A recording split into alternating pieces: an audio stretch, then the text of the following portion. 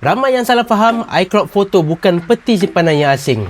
Delete di iPhone akan hilang juga di iCloud. Brother ni tanya, dah langgan iCloud boleh tak delete gambar yang dalam phone? Kalau iCloud Photo dia on, dia seen. Apa kau buat di iPhone, delete gambar ataupun album, semua akan ikut di iCloud dan juga di device yang lain seperti iPad ataupun di Mac. Di sini aku akan ajar cara nak jimat storage di iPhone tetapi gambar kekal selamat di iCloud. Cara paling selamat, pergi ke setting, tekan kat bahagian nama, bahagian iCloud Photo, on iCloud Photo dan pilih optimize iPhone storage. iPhone simpan versi yang ringan sahaja, yang ori duduk di dalam iCloud. Storage jimat, gambar kekal di iCloud. Amaran keras, kalau kau delete masa iCloud Photo on, gambar tu akan hilang di semua device tetapi dia akan masuk ke recently delete 30 hari. Jangan panik dulu, boleh restore dalam masa 30 hari. Ada soalan lain pasal Apple?